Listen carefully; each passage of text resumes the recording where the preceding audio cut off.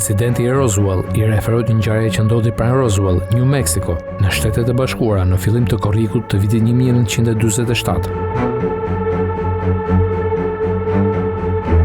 Ajo që filloi si një raport për gjetjen e mbeturinave nga një disk fluturues, u kthye shpejt në një nga konspiracionet më të qëndrueshme të shekullit të 20.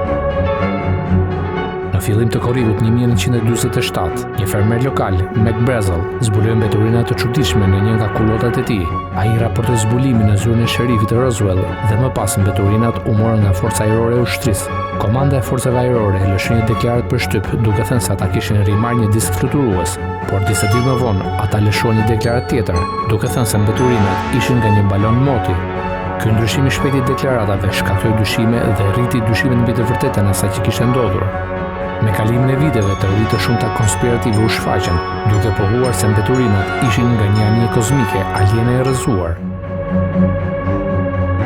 Disa dëshmitar pretenduan se kishin parë trupa jashtëtoksor në vendin e rrëzimit. Pretendimet për një mbulim nga qeveria e Shtetet e Bashkuara u bën të përhapura.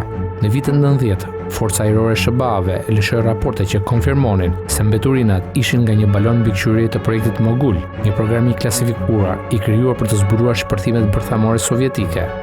Megjithatë, këto raporte nuk i shuan plotësisht teoritë e konspiracionit.